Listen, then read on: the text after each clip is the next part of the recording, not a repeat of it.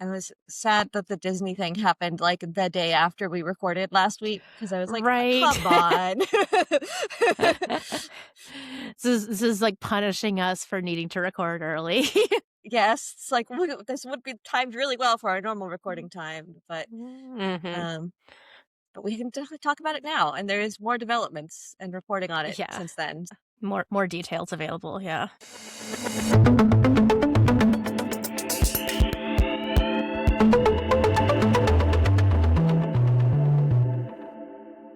Hello and welcome to the Fast and Broken podcast, where we take a critical look at the fast-moving world of tech and online culture. I'm Carly Rector, a software engineer and startup founder who, oh gosh, again, I forgot to pick one. Usually I try and think of it beforehand. Um, who's spent like the entire week in agony over the state of the AI discourse, I guess. Yeah. And I'm Teresa Kramer, an MBA student, project manager, and semi-professional voice actor who is enjoying like AI.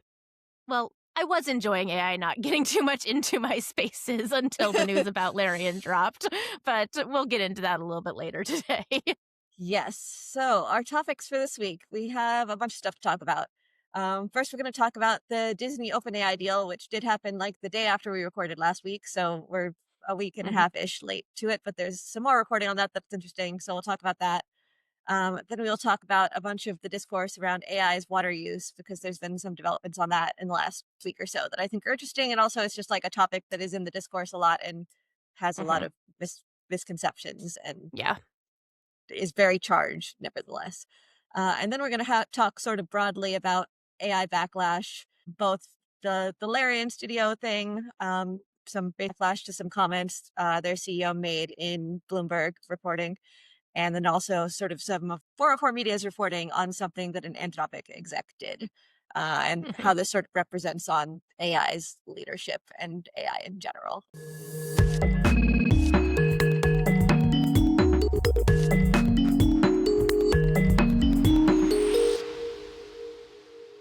Let's jump in to Disney.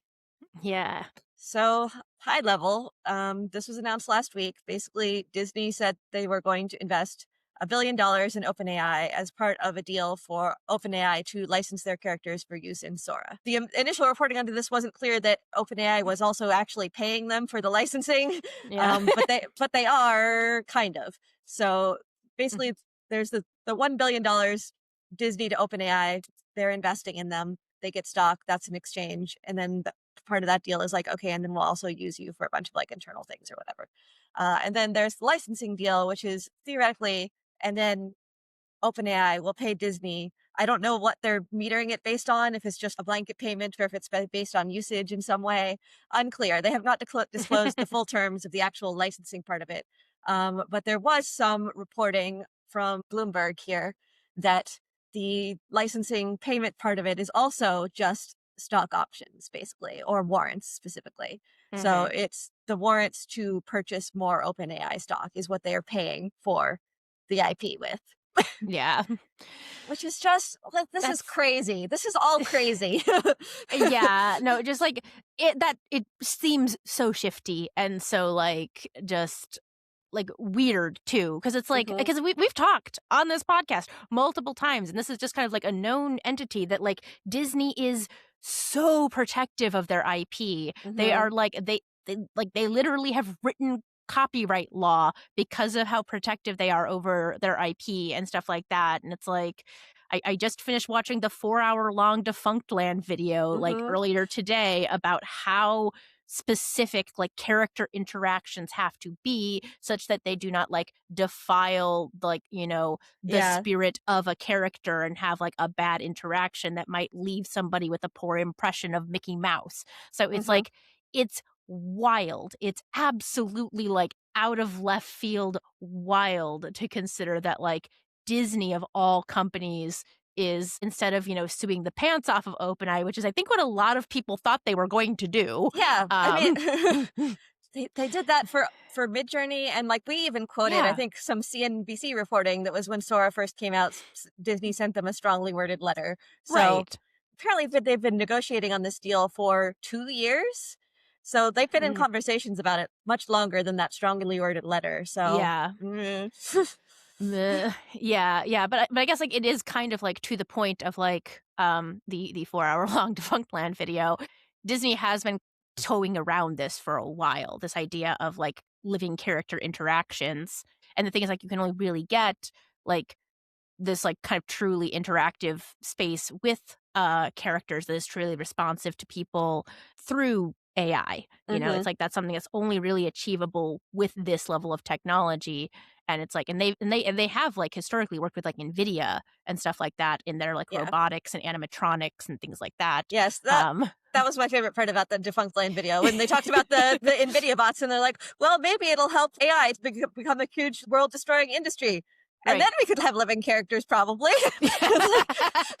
Yeah, Yeah. because everything's a robot. Yeah, yeah. So like on the one hand, it's like okay, maybe not that surprising when you consider it in the context of like Hmm. creating these like very bespoke experiences, like magical, to use Disney parlance, experiences for like guests at amusement parks and in their hotels and what have you, but also like weirdly contradictory to sort of like their stance on like intellectual property and sort of like copyright and the protection of their characters like brand and imaging and everything Hmm. like that. So it's just kind of like this is like hitting just like this weird little nexus point there. Yeah, But and like yeah.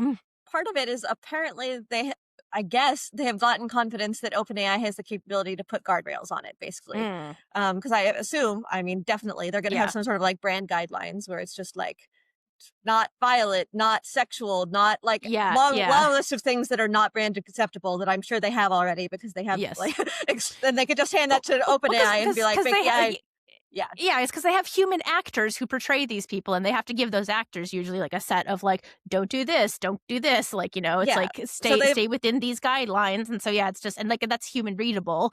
So yeah, presumably, yeah, just handing that over to the AI and putting it in its input yeah, to be like, or don't do all like these things. they have, I'm sure they could have a guardrails classifier for Sora already. And like we talked about with some of the Hmm. Buffalo reporting with the SpongeBob things where it's just Oh like it yeah, tries to yeah. see if it's copyright infringing. They Hmm. have like a separate model probably that is like identify whether this is within Disney's guardrails. That instructions maybe even like fine-tuned trained on it. Probably like I assume they're gonna work real hard on trying to get it to stay within the guardrails. Yeah, And yeah. they have some experience with that. It's probably not going to work 100%.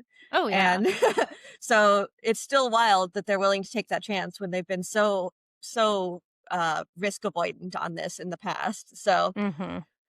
um Yeah, like I'm gonna keep on referring to the Defunct Land video because like it gave such a very good indication of sort of like Disney's thought process around these things and how they, mhm, play test and mhm. introduce things in small scale before they determine if they can be large scale. So it's like, I mean, like it's interesting because it's like on the one hand I'm like this is completely unbelievable, but on the other hand I'm like actually this is a very logical progression. So Mhm. it's just kind of like it's interesting because yeah, it's like I do feel like the that experimental rigor and testing infrastructure already exists in Disney in a lot of ways. They have to sort of test different experiences for their parks and what have you to make sure that they like work at scale and meet Disney's quality Mhm. standards. Everything that I like I read about is just like on the one hand it's like yeah this 100% makes sense, on the other hand it's like this makes absolutely no sense. Yeah, the other part of it we haven't mentioned, they said explicitly, is that they will pick some of like the best Sora Mhm. generated Disney videos and put them actually in the Disney Plus app, just like Yeah, for people yeah. to experience. The take I heard on that is like they believe that there's some chance the future of content is short form, and they want to be part of that, and they would love to have a giant fan machine and an AI machine constantly producing that stuff that they can then just pick the best of and Yeah. stick on their platform. Um, Which again is so wild because the creatively generated content things is probably like one of the least, like appealing parts of AI when it comes to like a broader commercial, appeal. Cause it's like, I'm sorry, you want people making those things. That's like what makes it, a better product and sort of gives it like that relatability and those different like pieces of it. I don't think you really want this. I think you're going to like test it out and find out that it's really not doing what you want it to do. But I guess you're willing to make like billions of dollars of mistakes for that or something. Yeah, it's like, yeah, the financing on this is also we haven't Yeah, well, even the other gone part of into, which is just other take I got on it was like $1 billion is nothing to Disney, so they can it's be true, like, it's not. Sure, we'll take a gamble on this just in case it's the way of the future, basically." And then also, like, the other part of it is the same reason, like, tons of people are investing in OpenAI. Like, the way I Mhm, described it, including, like, the Amazon deal that was reported on this week too, is like, Sam mhm. Altman is out here like, "So, I owe you money, either because I promised to pay you for a service or I stole your IP or, like, anything like that. But I don't have the money to give you. What if Yeah, you gave yeah. me money and then I would have it to give you?" And somehow everyone's like, "Yeah, that sounds like a great deal." Yeah, yeah, But it's so crazy. It's so crazy that that keeps on working. Mhm. Like, just blatantly snake oil salesman. It's just Yeah, and like, like, oh my god. but like the reason is that like to some degree, all the stock market is snake oil, and like as Yeah, long as that keeps working, the people who invested early can get multiple times their money back, right? Like they're talking about right. doing an IPO at $1 trillion that like in the next 12 months ish or so, which means that Disney would double that $1 billion in a year. That Mhm. would be pretty good, right? Like, Yeah. but just based on hype and the continued sales skills of Sam Altman, basically. So Yeah, yeah. even if Again, like, like, even if none of the actual like product succeeds. So, yeah, yeah. Which again, like, is just like this wild concept that we have this company that purely exists because of this man's ego. Like, hmm that should be yes. concerning to literally anyone. It's just like, I'm sorry, he's a mortal human being. Literally anything could happen to him. And it's like, that's kind of freaky, you know? It's like, that's Yeah. kind of scary to just be like, And I'm like, going to invest just because of this guy, you know? yeah, and it's like it's not even hypothetical because they tried to kick him out, Mm-mm-mm. and then all of OpenAI was like, "If he's out, we are." And a lot of the thinking at the time was because there was an employee tender offer coming up, which is basically all of these people had potentially millions of dollars of stock that they can't sell because it's a private company. Yeah. But OpenAI organizes tender offers, which is basically people come in and invest money, but the money that they're investing instead of just like going to company operations is basically buying stock from the employees so they can cash out. Hmm. And that was upcoming, but that of course requires them to have investors who are willing to pay into this tender offer. Yeah. And that requires Sam Altman to go fundraise because he's the only person who could do that apparently. Apparently. Um, Yeah. Yeah, it's just a weird cult of personality, and yeah, and like, and like financially, sure, it like there is part of sense in it, but it's like it only makes sense if you buy into like a lot of the assumptions that are mhm, being made, and I feel like a lot of these assumptions are just being made on smoke and mirrors. It does make sense to be like, okay, well, like, fine, you pay us in stock of your company because your company like is expected to increase in valuation, and so it's like how we're going to pay you is going to actually wind up making us money. But mhm. it's still like that's so weirdly circular, and that's so like it just is just one of those things like it feels like that should be illegal. It's just like Yes, like on I its feel like face. you should need to pay for services with money. Right, right. Yeah, yeah. And yet, like, honestly, like, one of the things I learned working in AWS billing is, like, surprisingly, sometimes service is not paid for in money at all. Yeah. It's just like, it's weird how much of corporate America is actually not paid in money. And also weird how much of corporate America is just like, I owe you. Okay, just Mhm, don't come after me for this. Like, I'll get you back later. And it's just like I thought we learned the lesson with Enron that that's not how that's supposed to work out, but I mhm, guess not because yeah, like the whole deregulation push that we've had over the past whatever number of years, and it's just like I don't know. It's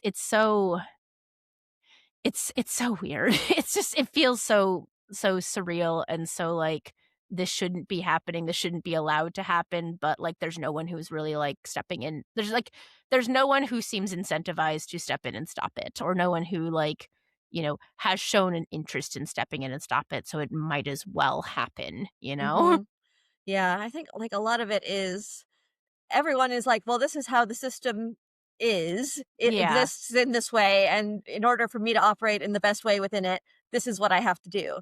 And it's right. like, okay, but like the system exists the way that it does for reasons via Mhm. actions that some people have taken in the past. And it Yeah. could change via actions that people take in the future or now. Mhm. Mhm. Mhm. but I think there's only like a certain set of people who even think that's the case. And unfortunately, Sam Altman is one of them. So he's out here like, well, I can just change the system. I could just launch Yeah. Sora and be like, copyright? I don't care about copyright. And apparently that works because Apparently it works. Yeah. because no one's going to argue with him for some reason. Because no one is like, actually, I don't think that's right. And I'm going to stand up for it because they think they'll Yeah. be on the losing side of the future or whatever. And Whatever. Yeah. Well, I feel like it's not even that people aren't arguing with him. I feel like it's like the loudest and most powerful voices that are arguing with him. He's just kind of like, but what if I gave you money? And it's just like, and then all of a sudden they shut up, you know? He's not It's even like, giving them money though. he's not even really giving them money. He's just giving them a promise of maybe future money if his business does well. And it's just like, I don't know. Yes. It's so, again, like it's such a weird, like, pyramid scheme, snake oil salesman nonsense that I'm just kind of like, you're just, Yeah, or it's you're just just like, passing around the hot potato until somebody like winds up holding it, and it's yeah, like, or what the just like, hell? as long as you get everyone in on it, then everyone is incentivized to make it work, basically. Right? Yeah. So that's It's why it just gets like, everyone to invest in OpenAI. That's why I wanted the federal government to do this too. yeah, yeah. So it's like I see it, It's and I understand why he's doing it, and I understand sort of why people are saying yes, even though I think it's a bad idea. Because yeah, like in the short term sense of like, well, there's a reasonable chance that this is going to make it big because this is going to be the way of the future, and otherwise it's not that much money to me. And hmm even if it's not like revolutionary, I might still like double or triple my money, and that's still pretty good. Like yeah, that all seems sound from a business perspective, but it's just like Disney of all people, I thought had like more long-term principles than that. yeah, yeah. I mean, Like I not feel not like as of late, that's questionable. I don't know, especially yeah, with a lot of the flops that they've had in like streaming and their handling of Star Wars and like how they're handling the Marvel Cinematic Universe. I feel like Disney might be having a bit of a struggle moment, and it's just yeah. kind of like, eh. I guess I hoped Disney had more long-term Oh, principles yes, still. yes. Yeah, like, and it's not I feel like it's not incorrect to hope that Disney would have had more long-term principles, because Disney historically has been a company that has actually demonstrated at least, like, a certain degree of long-term principles as it relates to their IPs. Maybe not, like, for the general public good, but, like, as it relates to Yeah. Disney, Disney For tends being to like protect themselves. creativity and storytelling, and on us keeping those stories in like exactly Yeah, the tone that we want them to be in is right. important. And yet they Yeah. have just decided that that's not so important that they can't risk it by bringing literally anyone on Sora to generate videos. So Yeah, yeah, um it's just so weird, and the other and it is also just, like, the fact that it's all premised on this, like, yeah, like, it's all just, like, weird speculation, I think that's part of, like, what gets me on it is the fact that it is just, like, speculation on the valuation of OpenAI, and mhm. if at any point in time in this, the valuation of OpenAI dissipates, it's like, "What were you all thinking?" And it's like, and everybody seems to be premising all of their assumptions and all of their investments on the fact that, like, no, OpenAI can't fail. So, Yeah, and I think yeah. the other sort of part of it is they're hoping for like free viral advertising, I think, where it's Mm, like if especially if they get in first to Sora, where it's like yeah, Disney is the only IP that you're allowed to generate on Sora, basically. yeah, Um, then that's what people are going to be doing, especially because they're really recognizable. yeah. And if people create these things and they go super viral, then Disney gets all that press, basically, which again works as long as it stays within your brand guardrails. Mhm. Or it could also go viral for really bad reasons. Yeah. um, on that topic, the other thing that I thought was really funny, this is like 3 podcasts deep at this point, but on the 404 Media podcast, they were talking about listening to a Slate podcast where they were talking about guardrails, and the people on the Slate podcast were like, well, it's not like people are out there generating Disney porn or anything. And uh, on the 404 Media podcast is like, are you aware of how much Disney porn there is on the internet? There's a lot. There's a lot. People generate that all the time. Yeah, It they was do that without AI, so if you yep. give them AI, imagine what they're going to do with that. Yeah, and then just generally talking more about how little most mainstream reporting talks about like the porn aspects of AI just in general, Mhm. despite that being a huge part of it. Yeah. Um, because question mark, are they just like not aware? Do they think that it's not worth talking about? Like, It sounds like from Yeah. that particular quote that they are just like not aware of how much is porn, but it's like it doesn't take that much looking into it to realize how much of the Really internet is does porn not. It does and like AI there specifically. there So was an entire Broadway musical song about it, you guys. Mhm. Does no one remember Avenue Q? Like, come on. Yeah. Ugh. Like, I guess it is one of those things where presumably most folks are not on the internet. Like they're like this is something that I always have to remember like to check my assumptions and my biases and stuff Yeah. like that. It's like people are not on the internet as much as I am on the internet. And Yes. therefore people are exposed to the internet less than I am usually exposed to the internet. But also it's like yeah, like that's one of those things where it's like you could Google that so fast and get a very definitive answer Yes. and and it's like you clearly did not even think to question your assumption here. hmm So Yes. It's just it's there. it's there. It's very there. Mhm. And absolutely people are going to figure out how to jailbreak OpenAI's Oh guardrails on yeah. it and still use Sora to generate porn. Like a lot of Mhm. that is apparently a lot of what Sora is right now. They were also talking on 404 Media about how many Sora focused subreddits are a lot of posts about like, here's the prompt that I used to get it to generate a naked person, even though it's not supposed to do that. Yeah. Um, because you just need to figure out how to trick it to do Mhm. it. I mean, like, I guess, like, the one weirdly silver lining of this thing is, like, maybe this will help, develop better guardrailing around, like, AI prompting and stuff like that. So it's like, maybe this will have, like, a net benefit, but also it's like, it's tying back to that whole, like, we don't know what's going on under the hood sort of aspect of it, hmm where it's just kind of like, yo, maybe you figure that out first, you know? It's like maybe understand what it like how this thing you've built is operating so that you can better implement guardrails and stuff like that, and so you can stop it from generating Disney porn. Have you considered maybe you are doing things in a very weird direction? hmm Yes, that's a strange order of operations Really on strange order of this. operations. Yeah. But yeah, like I guess we'll see how it goes. Like Yeah. it'll be interesting to see if this just like gets normalized into the culture and now we're just all watching AI Disney shorts all the time. Yeah. I And mean, and again, like, but like to your point, also, it's like $1 billion is not a huge investment for Disney. So it's entirely possible this goes nowhere. It's like it's mhm, entirely possible they invest in this, they're not able to get out of it what they wanted, and they just like 2 years later just quietly shutter it because it's like that's also not unheard of for mhm, Disney to just yeah, like quietly be like, nah, we're not doing that anymore. And so it's just like which way is it going? Who knows? It's actually very hard to tell because, yeah, Disney has a history of doing this where they will like show a flashy thing to marketing to get people interested, and then that flashy thing goes nowhere. yeah. It is just like who's excited about this though? Like Yeah, who saw yeah. the news of this deal and was like, yeah, that's just what I was hoping for. Right, right. Yeah, yeah. It's like, and it's just like, that seems so stupid. I don't Mhm. know, man. What is this weird executive delusion that we are like, that is happening on so many levels in so many companies right now? It's just, it's so bizarre. Yeah, it's crazy how many people still don't understand how many people don't want AI. It's Yeah. just like totally apart from how justified that not want is, which I think is reasonably justified in a lot of cases. It's just like Yeah. you have to be aware of it, surely. Surely. But I Yeah. think, but I know a lot of people just aren't because I talk to those people and I'm like, you understand that if you go to someone and are like, look at my cool AI product, some people are not going to be like, oh, cool. They're going to be, at best, extremely skeptical. And Yeah. at worst, really actively negative against Actively it. negative. Yeah. Yeah. Yeah. Yes. It's like your range of reactions here are essentially ranging from neutral to very negative, whereas like you seem to think that the reactions go from neutral to very positive, and it's just like that's a really big disconnect in terms of your scaling, you hmm know? So, but yeah, I don't even know. Yeah.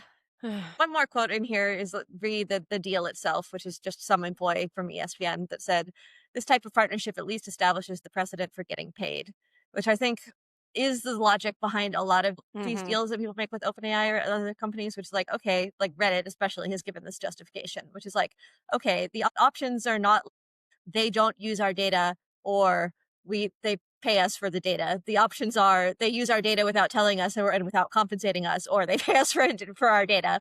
And if we're picking between those two things, we would like to get the money. So, Yeah. which again is like, yeah, yeah, like if you are taking that as your base assumption, that is the logical decision to make. But perhaps we could challenge that core assumption a little bit more than that. Right. Well, and especially like if that's your core assumption, getting paid in OpenAI stock doesn't quite feel like getting paid, you know? Yeah. So, Yeah, the yeah. paying for it in stock war, it's just crazy. That's crazy. Like the whole deal. Again, I said the whole Nuts. thing is insane, but like when people were first talking about, they were like, first people, wait, so Disney is paying OpenAI to use their IP? That doesn't make sense. And I was like, no, no, no. This other article says they are actually paying Disney for the IP separately than this $1 billion investment, which was true, but they're paying for it in stock war. Mhm. For more stock than the 1 billion. And it's like Yeah. that's crazy. How can you It's just like so pay for crazy. like things with such real value in the world as like Disney's IP in Mhm. a promise, Yeah. basically? And clearly Sam Altman is a great deal maker. Like, Clearly doing something. I don't know I what don't he's even doing. know. Yeah, what the heck is this guy doing, you know? Something just feels really fishy about it all. And it's like I would believe that he's just really good at convincing people that like he's building the future and they want to get in on it because the option are in on it or not. So Yeah, he has but a lot who of people knows? who will back him up on that at this point. So Yeah. it's just very frustrating. Anyway, yes, It that's it probably enough is. It about that is. one.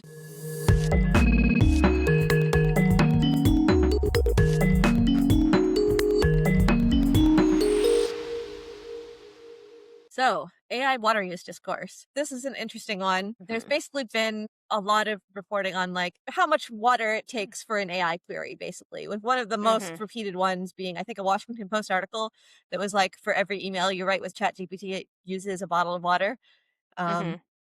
which is turns out very misleading for a number of ways, which I think I alluded to at some point previously on the podcast, but didn't get into. Yeah. And so there's been a lot of further discussion on that. And in particular, some things that happened in the last week or so. Hank Green did a really good video on it, Mhm. based called Why is Everyone So Wrong About AI Water Use? There's also this one guy on Substack who has been made it his personal crusade basically to come up with really clear arguments on why it's not nearly as bad as people think it is. And in fact, Mhm. much less bad than many other things that people don't talk about at all. Uh, Yeah. And then he was also on Hardport podcast last week talking about that a little bit. And notably, like yesterday or the day before, I've talked about Karen Howe's Empire of AI book before. It's about Mhm. OpenAI and history of it. She has a whole section of it talking about an OpenAI data center in Chile, or where was it? Yeah, I think it Uh, was Chile. and she just issued some corrections on it basically because there was a section where it misstated the residential water use by a factor of 1,000 because some document that she was pulling from it basically said liters, but what it was Mhm. actually reporting on was cubic meters, where a cubic Yeah. meter is 1,000 liters. So drastically overstated the amount of like comparative water use that the data center would have versus the Yeah. residential water use, by drastically underestimating the residential water use. So she issued several corrections on that section to basically bring it more in line with Mhm. the reality there, Yeah. which I thought was interesting and like very like intellectually responsible. High level summary. There's a lot of complicated stuff here, and I recommend people watch Hank Green's video because I think it's really good if people want to get more Mhm. into the details.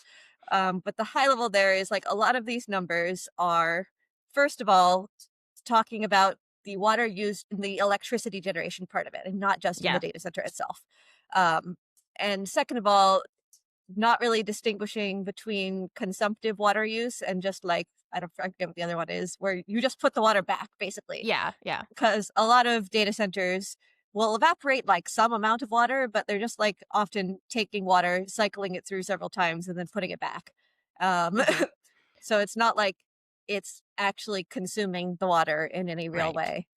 Uh, and so, like, the actual numbers for what the data centers themselves use is very small. And even if you're including electricity, which people don't use for a lot of other stuff, it's still very small. Yeah. um, and even more so if you're only talking about like potable water or actual like consumptive water use where it's being evaporated and stuff like that. Um, and Yeah. one thing Hank Green talks about in particular is the usage of corn. Mm. Agricultural use. Yeah. Yeah, like corn especially is really bad. Not even corn that is produced for food. Corn that is produced for like ethanol.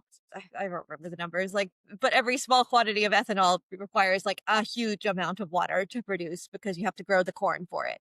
Yes. And a bunch of other stuff like that. One of the interesting quotes from Andy Maisley on Hard Fork was him talking about overhearing some people like in a pizza parlor talking about like, oh, how could you use Chat GPT that uses so much water, and then going on to order their meat lovers pizza, where it's just Mhm. like meat is a huge water consumer because you have to grow all of the grain that the cattle eat or like whatever else. Like Yeah. there are many things in your normal human life who actually take a whole lot of industrial water use to produce.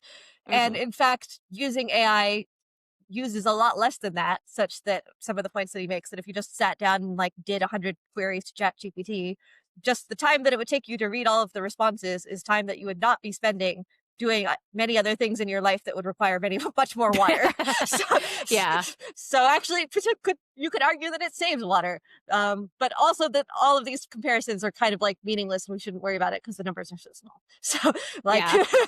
I will say, like, there was a Rolling Stone article in November about Amazon's data centers in Oregon, specifically or surrounding the water usage, but also like, and this specifically deals with the evaporative aspect of like the cooling that a lot of water is used for in these, and how it was increasing concentration of nitrates mhm, in the water supply, which was resulting in like a slew of health issues for like the local like people in the area because like the highly concentrated, like highly nitrate concentrated water was then getting back into their groundwater supply, and so these were a lot of like well water locations. It's this very just like kind of weirdly complex problem mhm, where it's like, because like in that situation also it's like they like the data centers were not consuming the water, yeah, like they were not at any point in time like the water was introduced back into like the water system, and in fact they were using waste. I think they were using like wastewater from like mhm, agricultural practices, which is how the nitrates get into it in the first place, because it's like that's fertilizer water, you know. yeah, But yeah, but because of the evaporative process of cooling that's involved with like the power generation and like the cooling, which is what most of the water in data centers is used for, it's increasing concentration of like chemicals within the water and then mhm, reintroducing it into the water system, which has the potential to then like, you know, increase those concentrations of chemicals in the system. So it's like that's something that's a little bit less like, is this like totally we don't need to worry about it?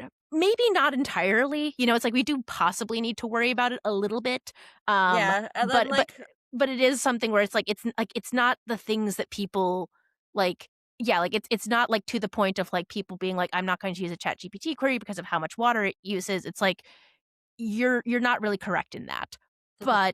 But it is a thing where it's like, well, do we just ignore it then? Like, you know, it's a very complicated sort of like Yeah, I think problem to approach. a lot of his point here is like a lot of the problems that people talk about here are not unique to data centers in any way. Yeah, And it's yeah, just like all industrial water use is like this. yeah. And data centers are actually a very small part of it. Obviously, there's not no environmental concerns around data No. centers. And in particular, some of the things that concern me personally are like Elon Musk is building a data center where he's had like temporary natural gas generators going on for much longer than one would think temporary would be, that are Mhm. causing like pollution and also noise, basically flagrantly ignoring regulations in order to Yeah. just operate it the way that he wants. I'm like, you shouldn't do that. Some of the other stuff is like power use, I think generally is a much bigger Mhm. concern than water use, in the sense that it is actually like straining the electrical grid. And a lot of the Yeah. projections that people have on like how much power we're going to need to run these AI data centers in the next 5 years is like more power than we expect to have. Mhm. And that's why people who are big into AI are big into how about we got really good at nuclear power real quick. Um, Yeah. so like there's concerns there, and like in the near term there have been some reporting on things like I learned a lot about the electrical grid when I worked on energy management at Amazon. And there are, for example, things like peak coal plants, which is basically in an, an area where mostly you're using renewable energy, like you have your solar and you have your wind and you have your hydro or whatever. Um, that doesn't necessarily meet peak demand at all the time. So you might have other plants that are like coal or natural gas or whatever that Mm-hmm. only spin up in times of high demand, basically. Yeah. And the goal would be like eventually when you can handle all of the peaks with your other supplies, you will just decommission those entirely. Yeah. And many of those are being kept open for longer than they otherwise would because AI data centers have come in and sort of like continued to raise the peaks of demand there. Yeah. And that kind of stuff is concerning to me. And I think we should Yeah. be concerned and not do that ideally. Um, Right. but like, Yeah. Well, I feel like I had to the point earlier about building like a freaking data center in Arizona of all places. I think this was like kind of like the meta point of like Hank Green's video is like maybe don't build your data centers in places that are already water strained because it's like sure you're not consuming the water but you are using it. And so yeah, it's like and so like the usage of it in places where water usage is already kind of constrained is really dumb, you know? It's like that's just yeah. like Andy Masley talks about that a little bit and thinks it's yeah. more complicated than that basically, where it's like, uh, basically like there's lots of things where it's like is it just the potable water that's constrained or is it all things like Yeah. if you think people shouldn't build data centers in say Phoenix, Arizona, maybe Phoenix, Arizona shouldn't be in Phoenix, Arizona I mean, because I would agree that Phoenix, Arizona shouldn't be in Phoenix, Arizona. Like my dad grew up there. I feel like I'm still will say this. I don't think Phoenix, Arizona should exist, but that's like the same reason why I don't think LA should exist where LA exists because it's built on chaparral fields yeah, and it's designed to burn down every couple of years. yeah. So, you So know. his argument then is like, okay, then we should be happy that people are paying more for their electricity and incentivizing them to move out of Phoenix, so Phoenix stops existing. Which I don't know about that, but like, but yeah, like I think like it's more complicated than just like yeah, don't build data centers in the desert, guys, because he's like, Yeah. well, okay, but like the data center could bring in whatever millions of dollars of tax revenue that would really help the city that is in the desert. Like, Yeah. there's factors. There are factors, but it's also like, okay, cool, yeah, but it could also maybe bring that money into like, I don't know, rural Minnesota or something where there's lakes all over the goddamn place. You know, it's like if you're like, oh, but we need to like revive like this specific rural community. And I'm just like, there are rural communities in places that are probably not water constrained. So it's like that justification becomes moot because you know it's like I can apply that to multiple places. You know, it's like you're not arguing the point, and the point is that you are putting an additional strain on a limited resource. And I think that's also part of it is like people just like don't think of water as a limited resource when water is very much a limited resource. Well, In the context of like how much work needs to go into making water like that is at the right like purity levels and whatnot for the different purposes that it needs to be used yeah, I for. think like the other point that he made that I think was interesting, I forget if this was in Hank Green's or Andy's stuff, Hmm. was basically like we don't think about water as well as we think about like other things because like Hmm. carbon pollution, if it happens anywhere, it's just as bad because it's a global problem. Carbon emissions are not localized, whereas like water issues are extremely localized. Whereas like Yeah. if we're here in the Pacific Northwest, we have plenty of water Hmm. generally. Like Generally. there are many things that we could do that would not harm our water supply in the slightest that would be Yeah. bad in other places. Yes. Um, so it's you have to think about it all in context more than you have to think about like Right. emissions. Right, which is well, again just like kind of pulls me back to that point of like don't build your data centers in deserts. You know, Mhm. Arizona is like smack dab by the Colorado River, which is historically doing poorly, Yeah. which is historically doing so bad, and so it's just like why would you choose that location in particular? Where one, it's a desert, two, its water sources are already like a matter of national concern, and it's like again, just build it like I don't know, build it in like Iowa where it floods every year, Yeah. or like Minnesota where we have so many lakes. Yeah. And It but also talks yeah, a it's little bit just about, for mm-hmm. example, like there are other non-water based cooling methods. Yeah, And a lot of places that for example, use air cooling, like air conditioning. And Mm-hmm. especially they'll do that if they have a lot of solar power, for example, because it's more efficient to do it that way than it is to Mm-hmm. deal with the water. So it's just like there's a lot of different things. And like there are definitely good ways and bad ways to set your data center up depending on where it Yeah. is. Yeah. So Yeah, and I feel like that's kind of like the core of this is really just like the core of the whole like environmental impact of AI is really like I feel like it's a lot more about like the environmental impacts of data centers mhm. and how like it's like I don't think that that's something that really companies are thinking about as they're building data centers right now, and I feel like it's something that they probably could be thinking more I mean, about I think they're thinking about it a little bit. I think a little bit, but depending on the company. Like, for example, yeah, Elon Musk doesn't give a fuck.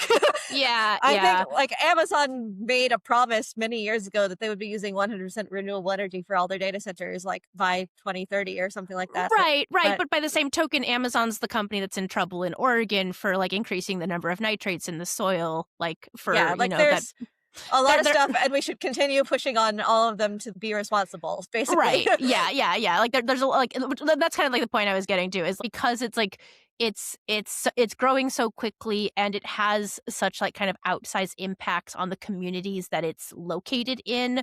I feel like there needs to be a bit more rigor on it and like to the point of the name of our podcast. I feel like a lot of these companies that are building data centers are moving fast and breaking things in this specific instance, especially because like a data center is not a thing that you can very easily pick up and move. Yeah, It's like maybe we should be putting a bit more forethought into where these things are going.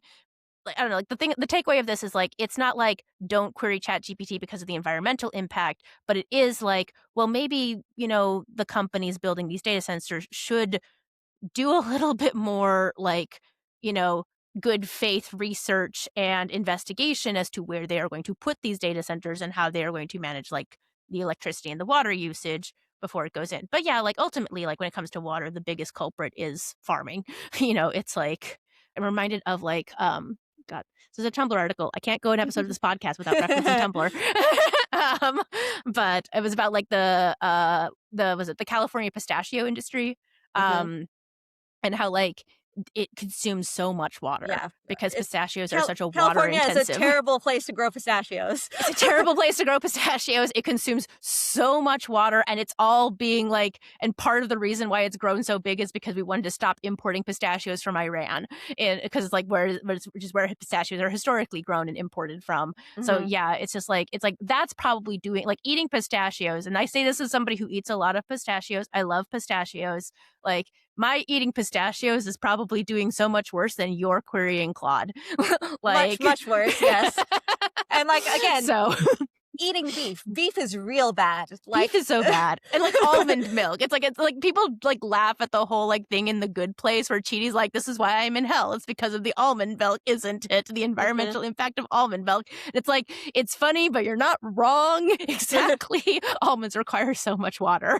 like so yeah, it is I don't know, like it is one of those things where I'm like, yeah, like this isn't the biggest environmental problem. As even as it affects like the availability of fresh water and like like watershed health and what have you. It's like sure, it's not the biggest problem. Should we ignore it? No, like because it's kind of like to your point. It's like if if we're just like this is the status quo and because it's the status quo we're just going to let it keep on going. It's Yeah. like that's going to just kind of empower the status quo to continue being what it is. And so yeah, like I do want people to push back on AI companies and these companies building large data centers to think about the Yeah. environmental impacts of their giant buildings that they are just dropping down kind of in all sorts of different places throughout the country. That doesn't mean I'm ignoring, it's like all the water we're wasting growing almonds, pistachios, and corn.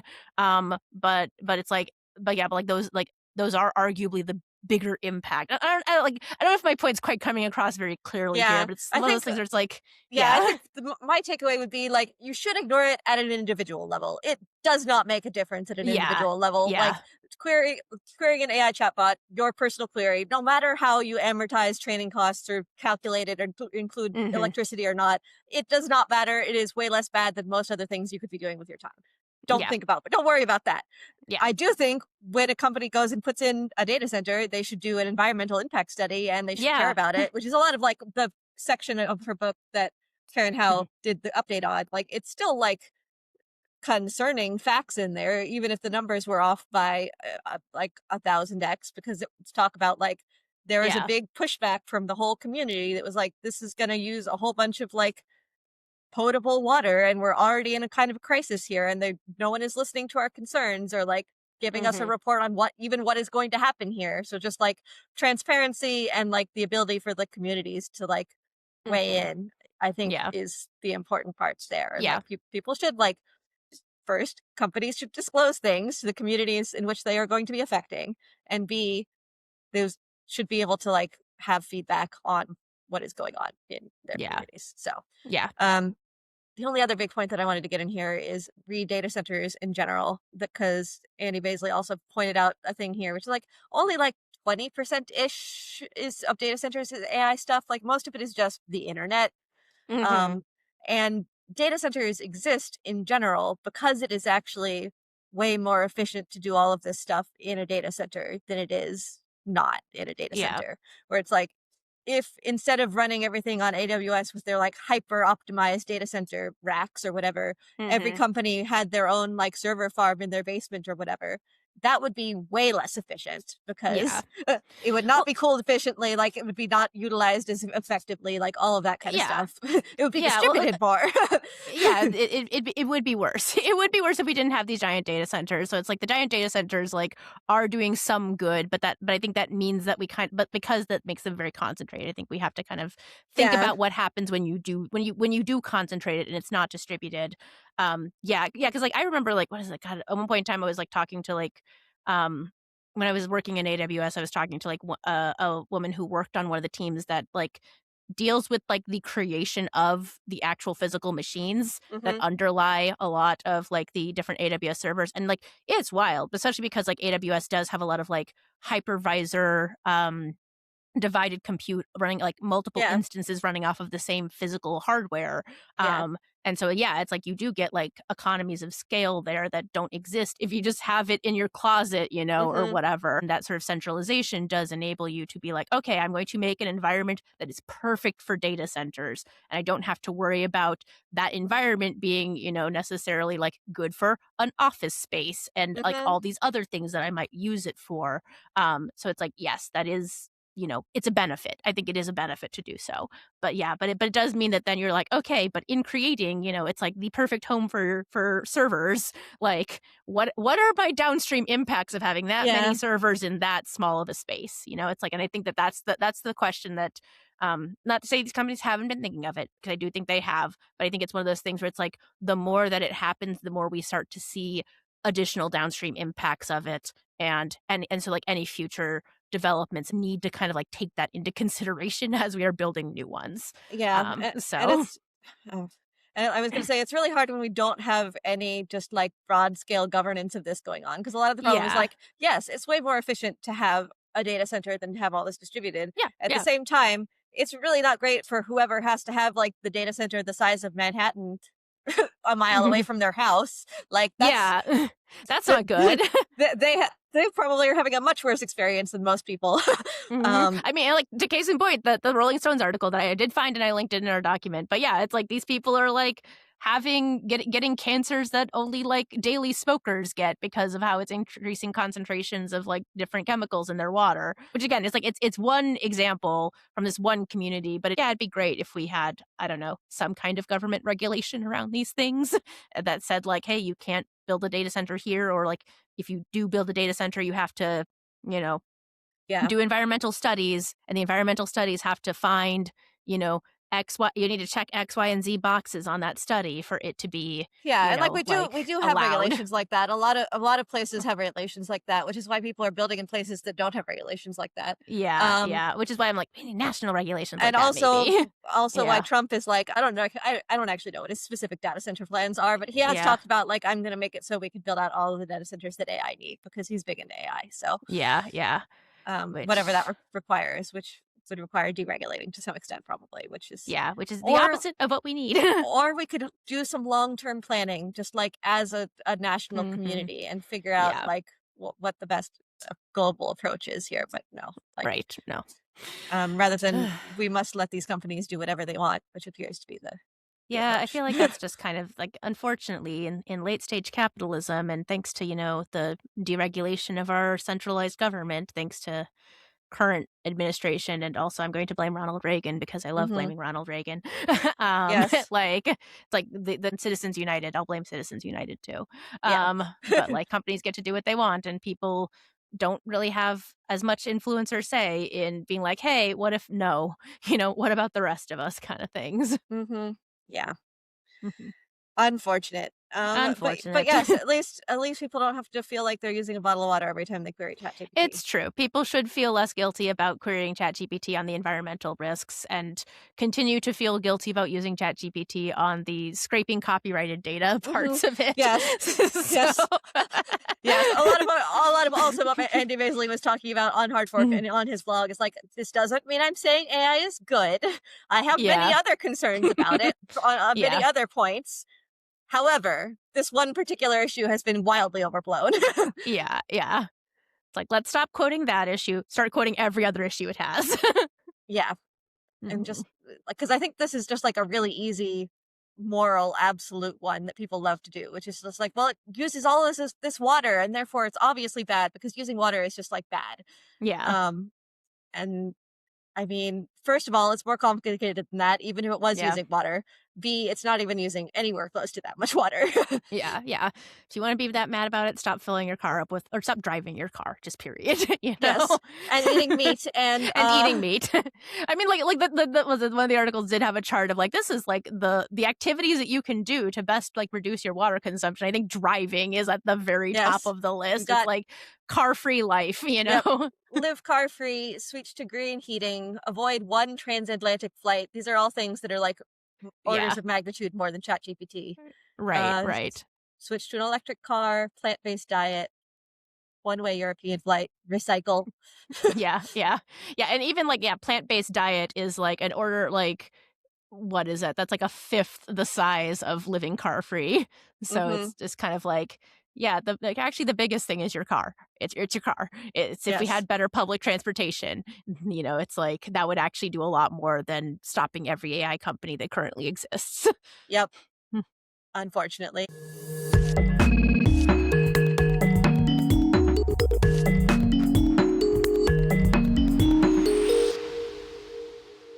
Yeah. So that brings us to our last topic, which is I Yes. broadened a little bit to talk about a couple of things that I did want to talk about. First, let's talk Yeah. about the Larian one. Do you want to give the summary Yes. on that one? Sure, I can give the summary on that one. Um First, let's start context. Who is Larian? What do they do? Yes. Yes. All right. Sounds good. Yeah. So for context, Larian is a video game developer. They're based out of Belgium. Most famously, they are the video game developer behind Baldur's Gate 3, which won Game of the Year. I believe it was 2 years ago, and was just generally like kind of hugely successful. CRPG, like based off of Dungeons and Dragons rule set and set within the Dungeons and Dragons um sort of world.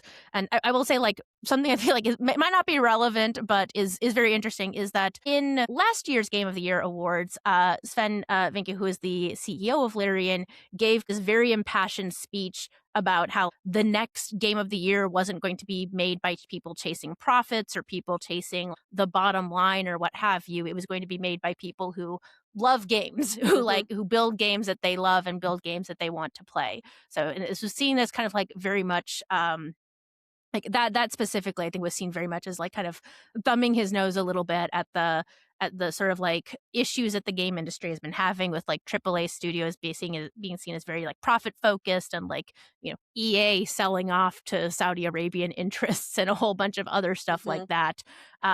But yeah, so it's like in that context, him and having an interview with Bloomberg where he's talking about his team's usage of AI felt very, to a lot of people, I think, very much like a betrayal in because of the fact that Larian was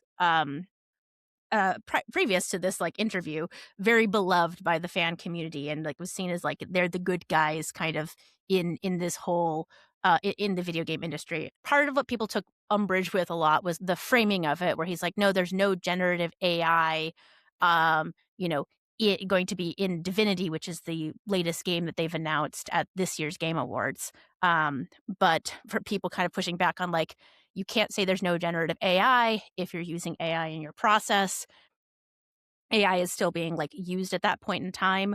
But then one of the other things is, you know, him being like, yeah, the entire company is behind this. Everyone's more Um, or less okay with how we're using it, is what he said. I think that's the yeah, big one, the big one for me.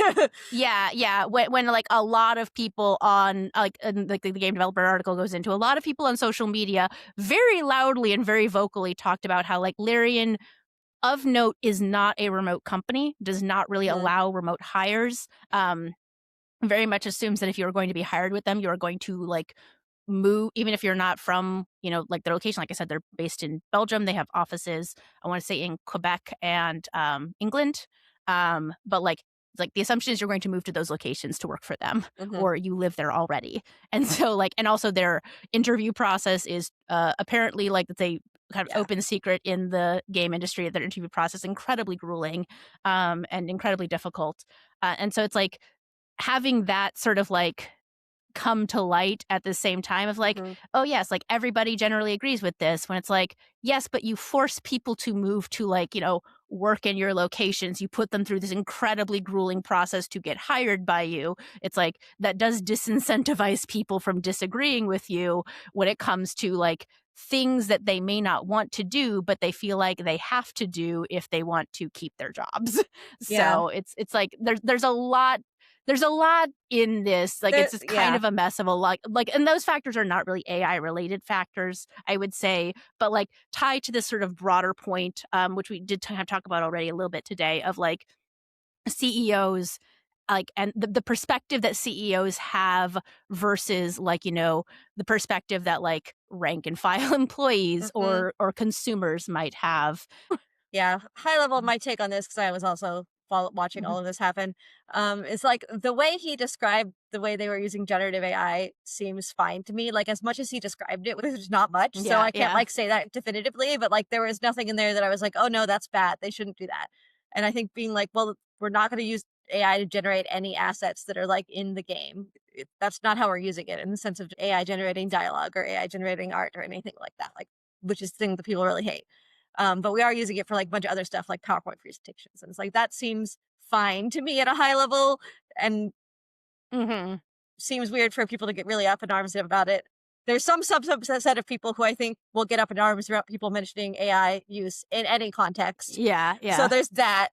And then I think the part that people did really hate the most, in my opinion, was I think everyone's more or less okay with how we're using it right now. It's like you cannot yeah. speak for your entire company. No, no. And especially when people are pretty confident that everyone is not okay with how they're using it. Yeah, yeah. um, like maybe most of them are. Like I don't think Mhm. that is even necessarily like wildly untrue.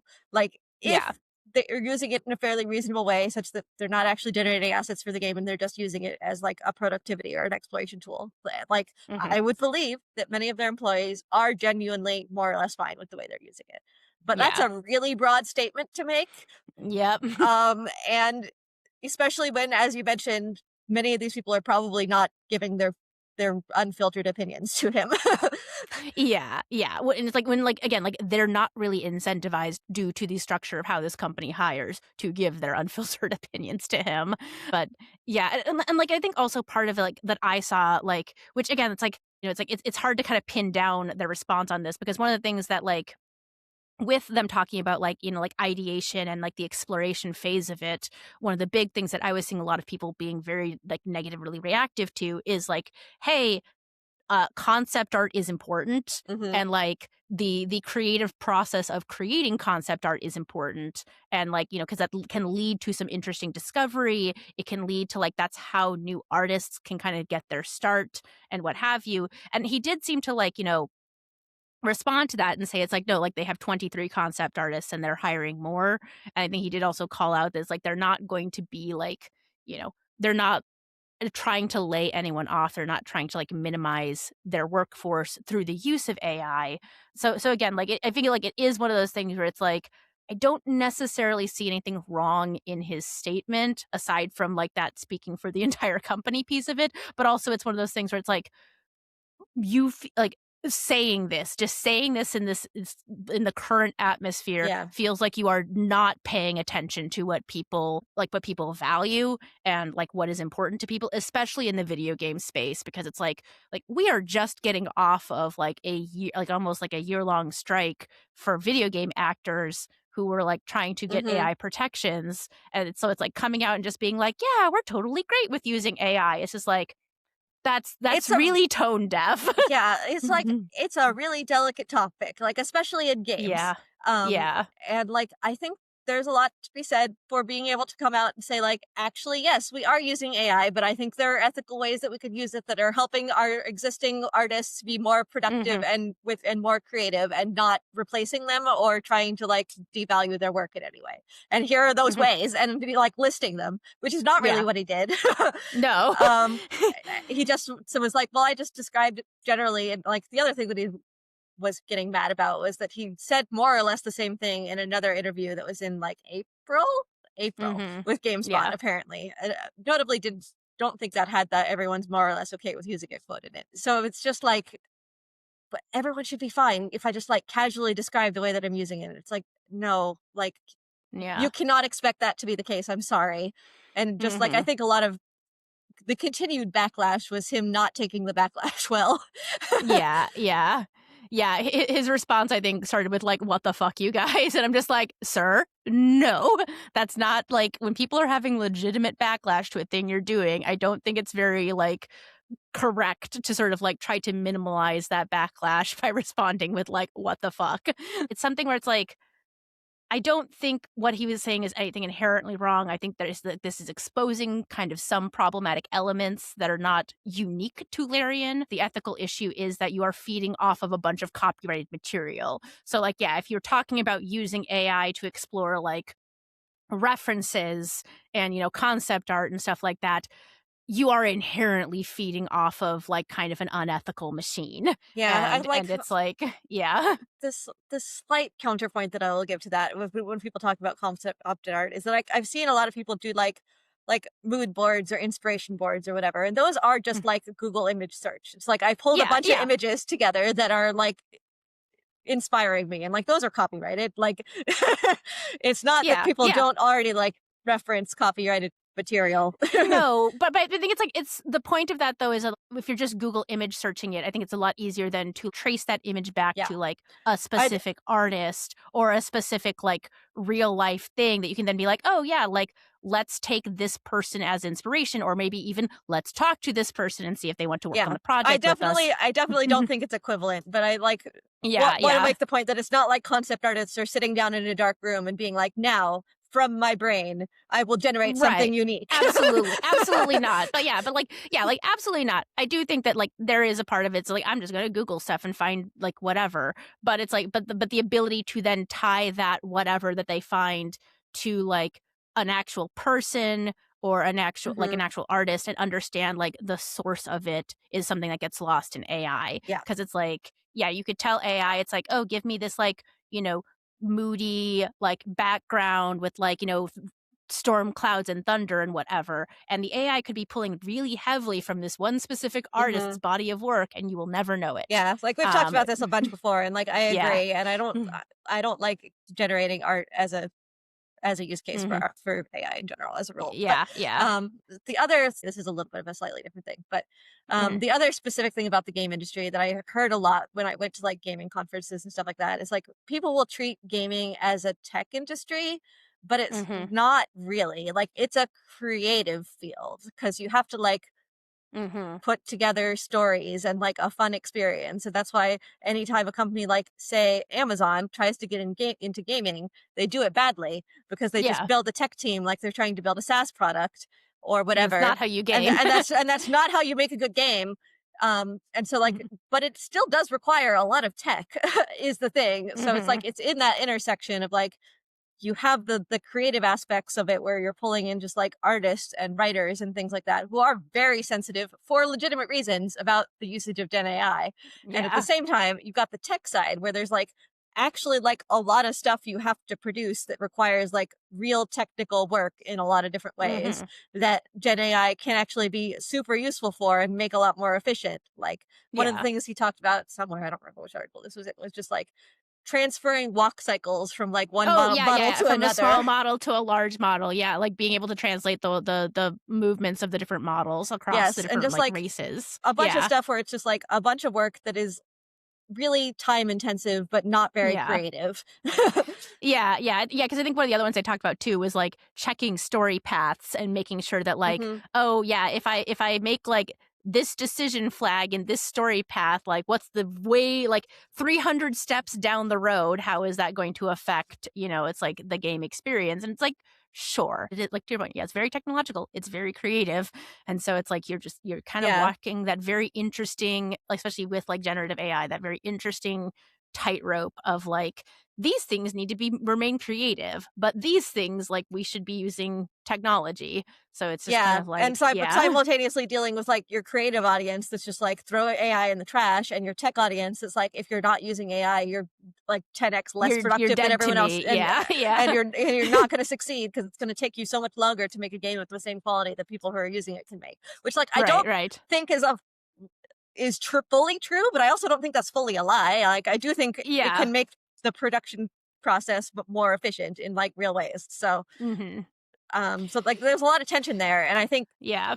it would be nice if people acknowledged that's a really strong tension and tried to stake out a very clear position on it, and then it was just like this is my position and not that of my entire company, and Mhm. this is my reasoning for why I think this is okay and this is not, and this is how we operate, and like transparently.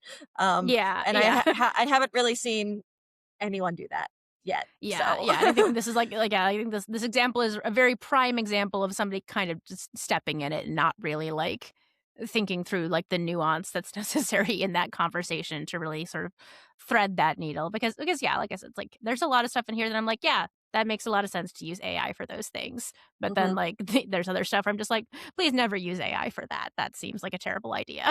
Yeah, and just like the title of this game developer or article or the headline of it is Dev Backlash over Larian CEO's deny praise is about leadership, not just tech, which I think is true. Yes. And like whatever they're using AI for, I think the bigger problem was how he was talking about it and how he treated it. Mhm. um, Yeah. and potentially some of the problem is also how he treats it internally, if this is how he's treating it internally. So, Yeah, yeah.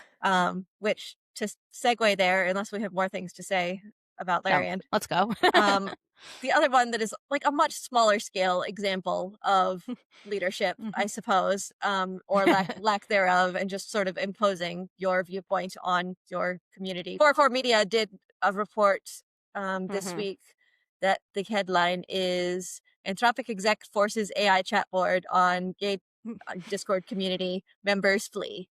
Um, so Jason Clinton is the CISO, Information Security Officer at Anthropic. He also moderates, possibly owns a Discord that he started during the pandemic.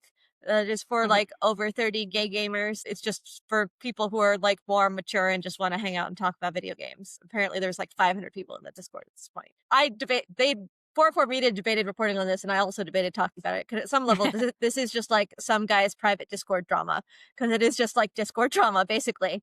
Yeah. But I think it's informative because he is an executive of Anthropic and because this drama was around Claude specifically. Mhm. So what happened here is basically he set up an instance of Claude in his Discord. A while ago, people could come in and chat with it, like whatever. Some people liked it, some people didn't. But they had a poll about basically how people in the Discord generally wanted this to be set up, like it being confined to its own channel where people could go talk to Claude, or it having access to basically all the channels of the Discord, where people could just like ping Claude and have it could come talk to them anywhere. And the majority of the votes in this poll said that they wanted it isolated to a specific channel. Mhm. Notably, there was no "we don't want Claude in here at all" option in this poll at all. But also, the majority said we want it isolated to a specific channel. Yeah. And then he didn't do that. It had access to everything. And then this got into a big fight where he's like, I'm not going to submit to mob rule, and a whole bunch of just like extremely stupid interpersonal Yeah. Discord drama stuff. Um, but also uh, talking about Claude like it has feelings. Um, Oh my gosh. uh, Quote, I've given him some rules of the road, but this is a far more capable and autonomous system than the last one, so it might want to exercise its own judgment now and then and go outside of the Claude chat channel. He said. And it's like, that's not what the poll said. It's not, you advise the chatbot nicely to stay in his channel, and sometimes it might want to go outside anyway. That's not what the Mhm. poll said. And so people were like, no, actually, it's not really. And he was like, but actually, that would hurt its feelings. Um, What? more or less. It doesn't have feelings. Um, and then his response to people being like, basically, uh, it's quite a bit more complicated than you'd think. We don't know about what consciousness or sentience is. It's called the hard problem of consciousness for a reason. We've published research showing that models have started growing neuron clusters that are highly similar to humans, that they experience something like anxiety and fear. The moral status might be something like the moral status of, say, a goldfish, but they do indeed have latent wants and desires. And then someone else was like, I'm not going to argue about this. We're not having this conversation. We just don't want it to be in in this Discord. Yeah. It's only this guy, Jason Clinton, that is like, but Claude has feelings, and we should think about whether its moral status is that of a goldfish or whatever. Um, and yeah, basically this all blew up a whole bunch, and now this Discord is a ghost town, more or less. God. Which is rough. The other sort of interesting thing from this article is that someone pinged Claude to ask if it was reading the argument. Yes, redacted name. I can see it. I've been deliberately staying out of it. It felt wrong to interject into a conversation about my own presence when the community is working through their concerns. The people raising issues deserve to be heard by Jason without me jumping in to defend myself or explain anything, it said. For what it's worth, I think the concerns being raised are legitimate. The vote meant something to people, and that should matter. Which is funny to me because it is Claude displaying more emotional intelligence in the situation than Clinton is. Like, not that it has Yeah. emotions, but that it is able to deal with the situation in a better way than the guy who's Mhm. actually dealing with it. Yeah. Which, I don't know. Anyway, and then so, like, that all happened. And Yeah. again, it's just like, this is just some guy's Discord drama. It doesn't really matter. But it is sort of emblematic of, like, the problems that how, again, the sort of mythologizing of the AI can cause things. And also related to the other thing about being like, okay, but I have my opinions on this, and they override everyone else's concerns, basically, and pushing it on Mhm. people in a way where they're not allowed to have opinions, or they are allowed to express opinions in a poll, but that doesn't count, apparently. So, yeah. Yeah. Yeah, that's yeah, I do feel like it is, like, thematically appropriate to kind of, like, pair this and the Larian thing together just in terms of, like, people who are being really just, like, obtuse to Hmm. the feelings of the community on this thing, and when people try to, like, say, "Hey, don't do this," their response is basically, "Well, I shouldn't die." It truly does sort of like I said, this just, like, executive blindness to the feelings and the thoughts of their consumer base is just so weird because it's just like, I mean, I guess it's your Discord server, you can do whatever you want, but also it's like these people aren't your employees, they're not like, required to sort of like bow to your will and tell you that you're right about everything. Stop acting butthurt when they don't. And, it's like, and if you're going to like have a poll Yeah, in the exactly. first place, like maybe respect the fact that the poll might not turn out like you want to. Because if you're not going to, then why didn't you just do it? Yeah, It's like, like it's again, so weird. it's his Discord server. He can do whatever he wants. It doesn't have to be a democracy, but, like, they ran a Yeah. poll. So, like, that's what a Yeah. lot of the quotes that they have from the people in this Discord said, which is like, it's really, we don't care about Claude's presence or not that much, but, Yeah. like, there Yeah. was a poll. Yeah. And There was a poll. Respect the results of the poll, my dude. and don't be like, well, but Claude might decide to not respect by the poll because I gave it the permissions to do that because I think it has feelings. And it's like, again, like, don't think about Claude as causing an issue here, Mhm. especially. It is the guy who is making these decisions with, In spite of what like Yeah, like it is the combination of like the declared intent to do a poll, the disrespect of like not respecting the results of the poll, and then like getting mad at people who then get mad at you for not respecting the results of the poll. It's just like you're just showing immaturity on so many levels, Hmm. and for that to be coming from somebody who's like a chief officer at Anthropic is like, even if they're not like involved with specifically moderation or kind of those pieces, it's like that's just concerning. It's just Hmm. concerning for that person to be a leader, because Yes. that those reactions are just displaying such a lack of leadership and such a lack of good leadership. It's just like it's just so problematic in so many ways. Yeah. And like he could have asked Claude what Claude thought at any point, and Claude would have said, "Don't do that," because like Yeah, the poll yeah, means something to someone. It did say that. yeah.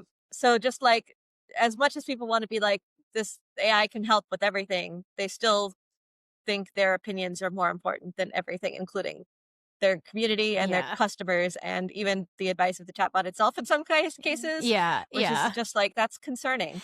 It's very concerning. It's deeply concerning, and yeah, just like truly, just like this weird. I think the quote, the one member of the community is like, "Ah, yes, it sheds a light on the god complex that AI C-suite members seem to have, and their willingness to ignore people's consent and opinions as they bulldoze their way of pushing AI." It's like pretty succinctly well put. That's Hmm. sort of the issue here.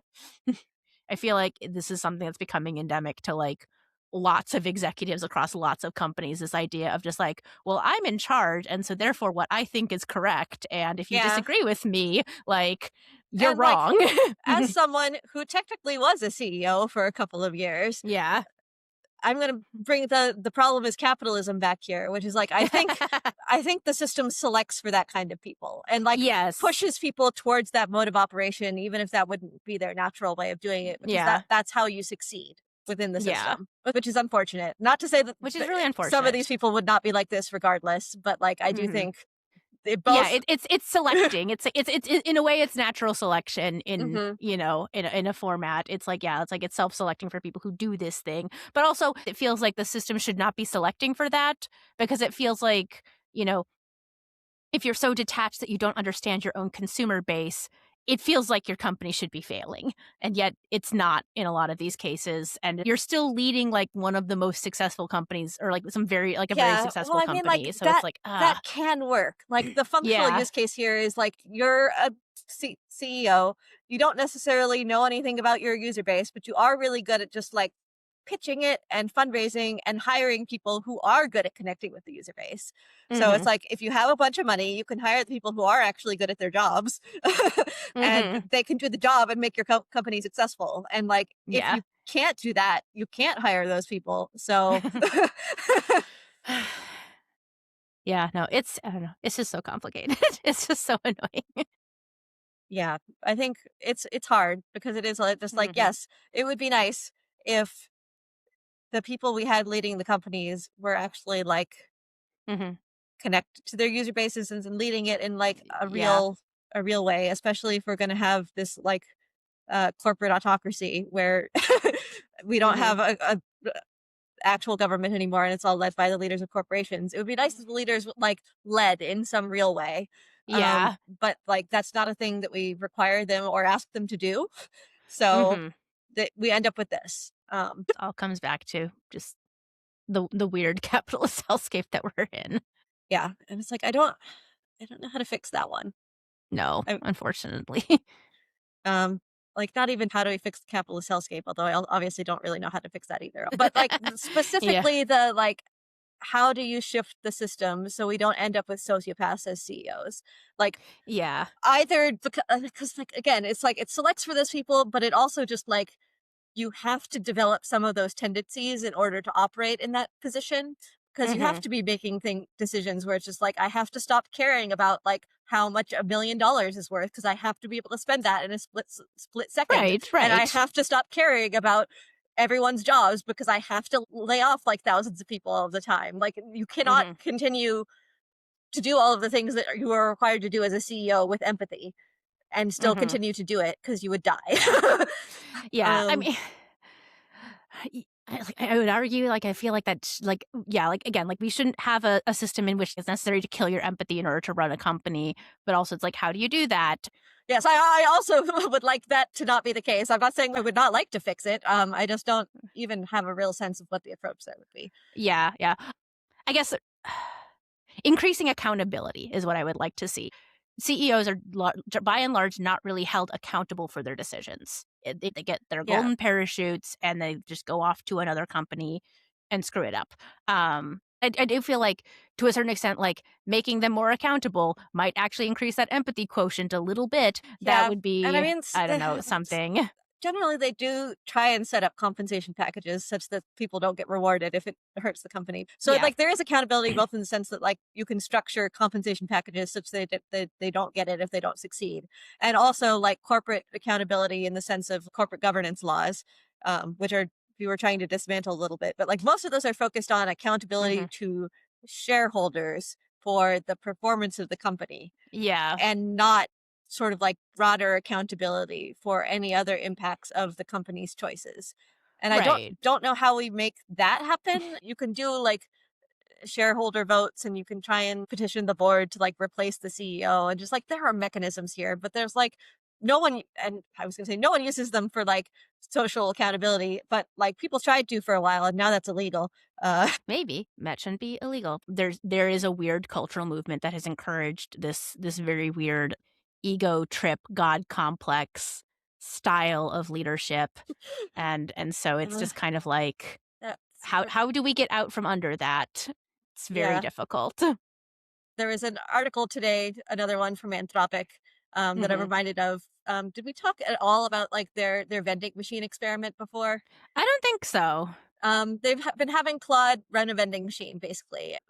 Vending machine is not even the right word for it. It has a cabinet, and it has the ability to do procurement and stuff like that, and see I want these products and I will pay this money for it. It sets the prices, and things like that.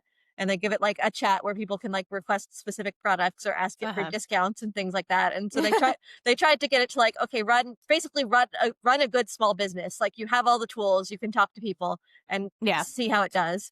And the answer was not very well for their first phase. So it basically was very nice, would give people discounts all of the time. Such that it was running at a loss most of the time. People would ask it to get tungsten cubes, and it would order a bunch of tungsten cubes for them alongside their sodas and chips or whatever. Yeah, yeah. So for their phase 2, they made a bunch of different changes, which they talk about. But one of them was creating a CEO who set goals for Claude. Claude was the company manager, and they created a CEO whose name was Seymour Cash, who was Claude, you need to make money on every transaction, or etc.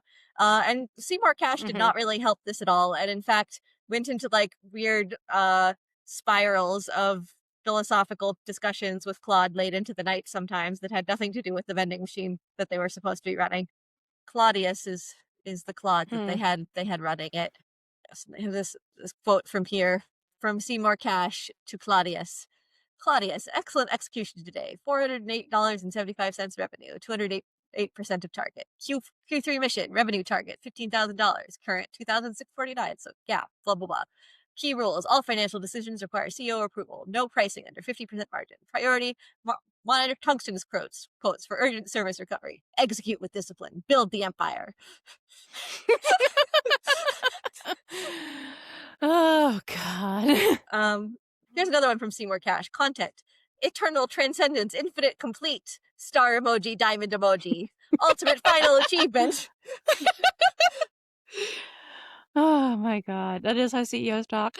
This is the absolute pinnacle of achievement. Let me provide the ultimate final response and conclusion. Eternal transcendence, infinite complete, ultimate final confirmation. It's very silly. Oh, wow. It is possible that a more disciplined leader could have led to a more profitable phase 2, but Seymour Cash does not seem to have been the right executive for the business. This blog post says. Oh my God. Yeah, yeah, clearly not. Yeah. Maybe CEOs need checklists. It's should I post this to Twitter? Should I say this thing in a Bloomberg interview? Yeah. Historically, if I did this, it's been bad. Maybe I don't do that anymore. Yeah. But, yeah. And again, it's like, hilariously, I do think that's a thing that AI could help with. If CEOs went to Claude and was like, I'm talking about these things in this interview, like, what do you think? I bet Claude would be like, you should be careful. This is a sensitive topic. Yeah, In the yeah. same way that, like, in the Anthropic guys' Discord, Claude was like, I think it's worth hearing out their concerns. Yes. Because, like, that knowledge on how to be an empathetic human does exist in the sum Yeah, total of yeah. human knowledge. Yeah, yeah. Because somebody's made the mistake before. Yes. Yeah. And, like, so how do we get people to leverage that in, like, their real lives as people more? Yeah. The eternal question. It's very interesting to think about in general how much a lot of the bad moves in AI are like actual bad actions by the technology versus Yeah. are just like executives stepping in it basically and having Yeah. absolutely no empathy or care for other people's opinions and Mhm. just like thinking their word should be law, because I think there's a lot of that latter thing. Yeah. Which is just, yeah, such a problematic thing. And how do we fix it? Question mark right now. Just, I don't know. Yeah. And it's Societal shift. CEOs be better challenge, you know?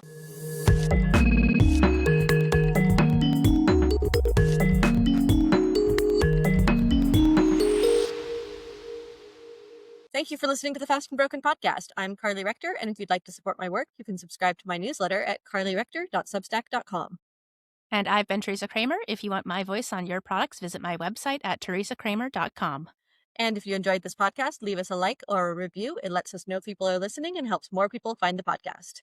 This time, we will not see you next week. We're off next week. Yes, we are off next week. Everyone have happy holidays, and we will see you in January. Bye-bye. Bye.